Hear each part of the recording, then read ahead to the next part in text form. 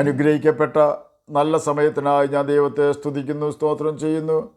ദൈവവചനം ശ്രമിച്ചുകൊണ്ടിരിക്കുന്ന എല്ലാ ദൈവമക്കൾക്കും വീണ്ടും വരാമെന്ന് അരുളി ചെയ്തവനായ കർത്താവായ യേശു ക്രിസ്തുവിൻ്റെ തന്നെ നാമത്തിൽ ഞാൻ എൻ്റെ സ്നേഹവന്ദനം അറിയിക്കുന്നു.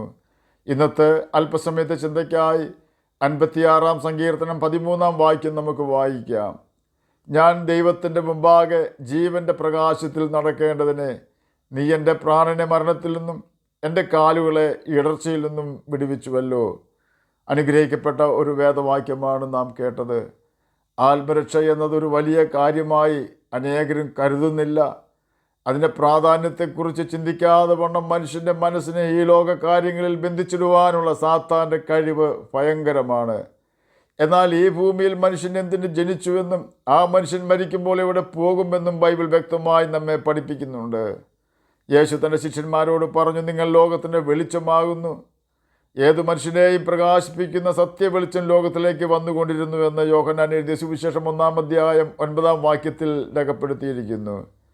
വെളിച്ചത്തിന് മാത്രമേ ഇരുട്ടിനെ നീക്കം ചെയ്യുവാൻ കഴിയുകയുള്ളൂ. യേശുവിനെ സത്യവെളിച്ചം എന്നാണ് യോഹന്നാൻ വിശേഷിപ്പിച്ചത്.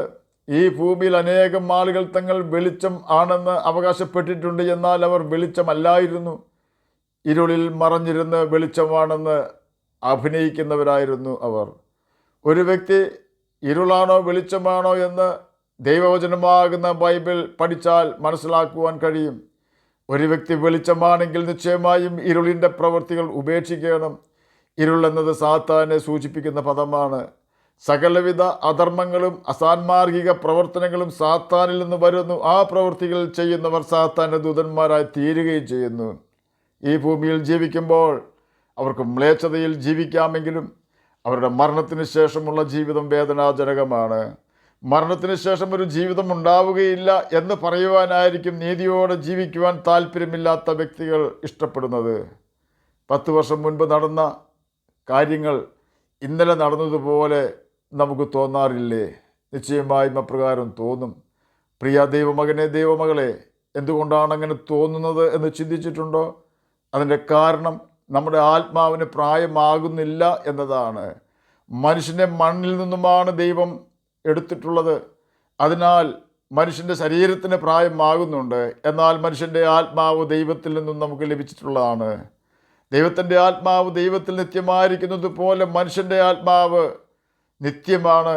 അവൻ്റെ ശരീരം മാത്രമേ ഈ ഭൂമിയിലെ മണ്ണിൽ ലയിക്കുകയുള്ളൂ.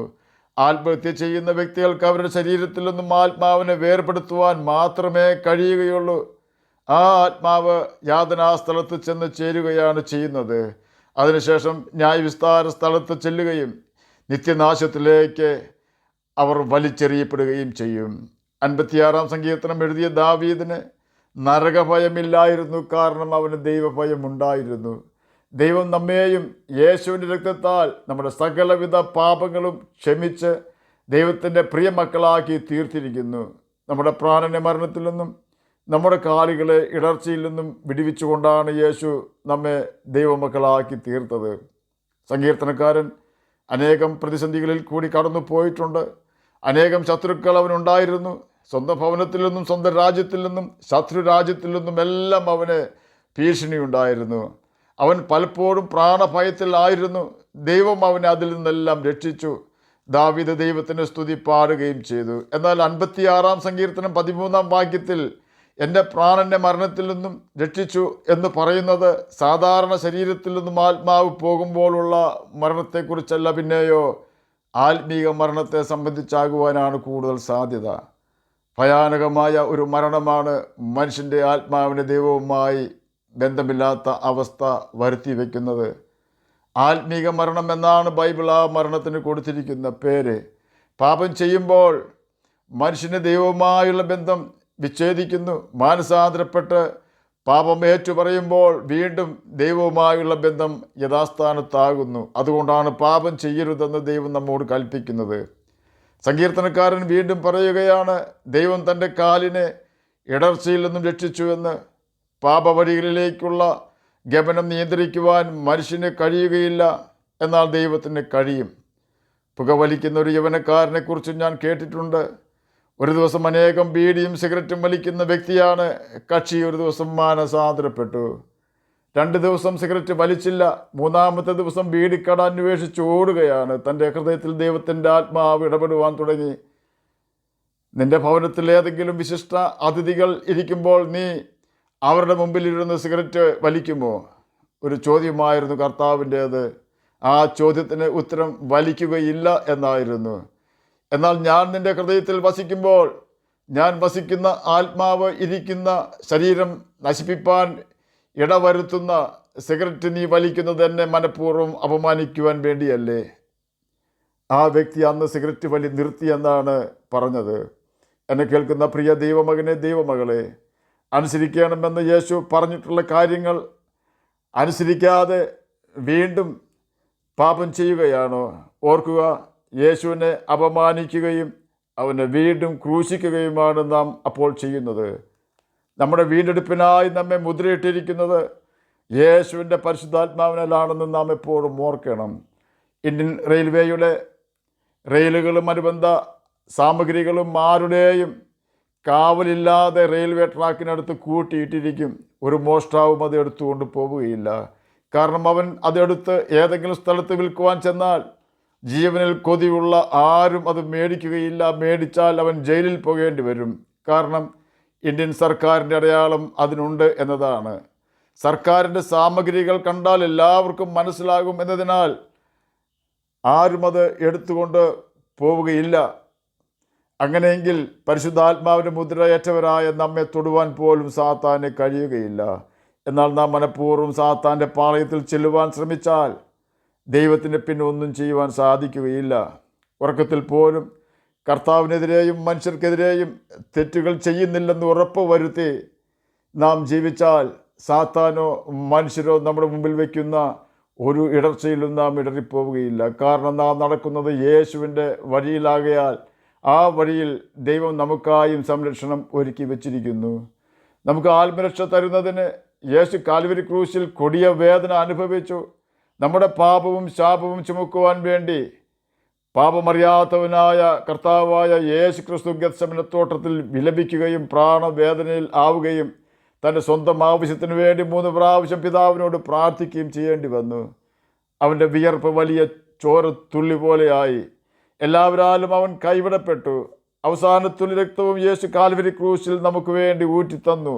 ഇതെല്ലാം നമ്മുടെ പാപങ്ങൾ പിതാവ് ക്ഷമിക്കുന്നതിന് വേണ്ടിയുള്ള പ്രായശ്ചിത്തത്തിന് വേണ്ടിയായിരുന്നു. നാം അനുഭവിക്കേണ്ടിയിരുന്ന കഷ്ടതകളാണ് കർത്താവായ യേശു ക്രിസ്തു കാൽവരി ക്രൂശിൽ അനുഭവിച്ചത്. അതുമാത്രമല്ല, നമ്മെ ദൈവമക്കളാക്കി തീർക്കുവാൻ യേശു തൻ്റെ ആത്മാവിനെ നമുക്ക് തന്നു. ഇനി നാം ചെയ്യേണ്ടത് നമ്മുടെ പാപങ്ങൾ ഏറ്റുപറഞ്ഞ് എന്നേക്കുമായി ഉപേക്ഷിച്ച് യേശുവിൻ്റെ രക്തത്താൽ കഴുകൽ പ്രാപിച്ച് യേശുവിനെ നമ്മുടെ ഹൃദയത്തിൻ്റെ ഭരണാധികാരിയാക്കുക എന്നതാണ്. നമ്മുടെ ഹൃദയത്തിൽ യേശു ഭരണം നടത്തി തുടങ്ങുമ്പോൾ അതുവരെയും നമ്മെ വഞ്ചിച്ചുകൊണ്ട് നമ്മെക്കൊണ്ട് പാപം ചെയ്യിച്ച് സാത്താൻ്റെ മകനും മകളും ആക്കിക്കൊണ്ടിരുന്ന സാത്താൻ ലജ്ജിക്കുകയും നമുക്ക് ദൈവത്തിൻ്റെ മകനും മകളുമായി ജീവിക്കുവാൻ സാധിക്കും വിധം നാം നടക്കേണ്ടുന്ന വഴി നമ്മുടെ ഹൃദയം ഭരിക്കുന്ന യേശു കാണിച്ച് തന്നുകൊണ്ടിരിക്കുകയും ചെയ്യും. അന്നുവരെയും പാപം ചെയ്താൽ നമുക്ക് സമൂഹത്തിൽ മാന്യത ലഭിക്കുമെന്ന ചിന്ത ദുരാത്മാവ് നമുക്ക് തന്നിരുന്നുവെങ്കിൽ അന്നു മുതൽ പാപം ചെയ്താൽ ദൈവസ്നേഹം നമുക്ക് നഷ്ടമാകുന്ന അനുഭവം നമുക്ക് നേരിടുവാൻ തുടങ്ങും. പാപം ചെയ്യുമ്പോൾ ദൈവാത്മാവ് നമ്മോട് ഇടപെടുമ്പോഴാണ് നമ്മുടെ മനസാക്ഷി കുത്തുന്നത്. ആ യാഥാർത്ഥ്യം നാം ഒരിക്കലും മറന്നു പോകരുത്. നമുക്ക് അപ്രകാരം മനസ്സിന് വേദന വരുമ്പോൾ നാം നിരപ്പ് പ്രാപിക്കുമെങ്കിൽ ദൈവാത്മാവ് അപ്പോഴപ്പോൾ നമ്മുടെ ആത്മാവിൽ ഇടപെടുവാൻ തുടങ്ങും. ദൈവാത്മാവിൻ്റെ ആലോചന അനുസരിക്കാതെ വരുമ്പോൾ നാം വീണ്ടും വലിയ പാപം ചെയ്യുവാൻ തുടങ്ങും. എന്നാൽ ദൈവാത്മാവിൻ്റെ ഇടപെടൽ വരുമ്പോൾ ദൈവാത്മാവിനെ നാം അനുസരിച്ചാൽ നമുക്ക് ഇടർച്ച വരുത്തുവാൻ ആർക്കും സാധിക്കുകയില്ല. അതിന് നാം എപ്പോഴും വചനം അനുസരിക്കുന്നവരായി തീരണം. വചനത്തിൽ കൂടെയാണ് ദൈവത്തിൻ്റെ ആത്മാവ് നമ്മോട് ഇടപെടുന്നത്. അതിനാൽ നാം വചനം വായിക്കുന്നവരും അത് അനുസരിക്കുന്നവരുമായി ജീവിക്കണം. അപ്രകാരമുള്ള ജീവിതത്തെയാണ് ദൈവത്തിൻ്റെ മുമ്പാകെ ജീവൻ്റെ പ്രകാശത്തിൽ നടക്കുക എന്ന പ്രയോഗം കൊണ്ട് അർത്ഥമാക്കുന്നത്. ആകയാൽ നമുക്കും നമ്മെ സ്നേഹിച്ച് നമുക്ക് വേണ്ടി തന്നെ ഏൽപ്പിച്ചു കൊടുത്ത കർത്താവായ യേശു ക്രിസ്തുവിൻ്റെ മുഖത്തേക്ക് നോക്കി അവൻ്റെ കൽപ്പനകൾ പ്രമാണിച്ചുകൊണ്ട് ഈ ഭൂമിയിൽ ജ്യോതിഷികളെ പോലെ തിളങ്ങുകയും നിത്യജീവനാവകാശികളായി തീരുകയും ചെയ്യാം. അതിന് കർത്താവ് നമ്മെ സഹായിക്കട്ടെ എന്ന് പ്രാർത്ഥിച്ചുകൊണ്ട് ഞാൻ എൻ്റെ വാക്കുകളിൽ നിന്ന് വിരമിക്കുന്നു. നമുക്ക് പ്രാർത്ഥിക്കാം. ഞങ്ങളെ സ്നേഹിക്കുന്ന സ്വർഗീയ പിതാവേ, നല്ല വചനത്തിനായി അങ്ങയെ സ്തുതിക്കുന്നു, സ്തോത്രം ചെയ്യുന്നു. എന്നെ കേൾക്കുന്ന ഏതെങ്കിലും പ്രിയപ്പെട്ടവർ അങ്ങയെ തിരിച്ചറിയാതിരിക്കുന്നുവെങ്കിൽ അങ്ങയെ തിരിച്ചറിയുവാൻ തക്കവണ്ണം കൃപ അവർക്ക് കൊടുക്കണമേ. അങ്ങയുടെ വചനം വായിക്കുവാനും ഗ്രഹിക്കുവാനും അതിന് പ്രകാരം ജീവിക്കുവാനും അടിയനെ കേൾക്കുന്ന അങ്ങയുടെ കുഞ്ഞുങ്ങളെ സഹായിക്കണമേ. പാപത്തെ വെറുത്ത് ജീവിപ്പാൻ ഞങ്ങളെ സഹായിക്കണമേ. പാപം ചെയ്യാതെ ജീവിക്കുവാൻ നല്ലൊരു ഹൃദയം തന്ന് സഹായിക്കണമേ. സഹോദര സ്നേഹത്താൽ ഞങ്ങളെ വളർത്തണമേ. ദൈവസ്നേഹത്താൽ ഞങ്ങളെ നിറയ്ക്കണമേ. പഠിക്കുന്ന കുഞ്ഞുങ്ങൾക്ക് പഠിക്കുവാനുള്ള ബുദ്ധിയും ജ്ഞാനവും ഓർമ്മശക്തിയും കൊടുക്കണമേ. പ്രാർത്ഥന കേട്ടതിനായി സ്തോത്രം. യേശുവിൻ്റെ നാമത്തിൽ തന്നെ ആമേൻ. കർത്താവ് എല്ലാവരെയും അനുഗ്രഹിക്കട്ടെ.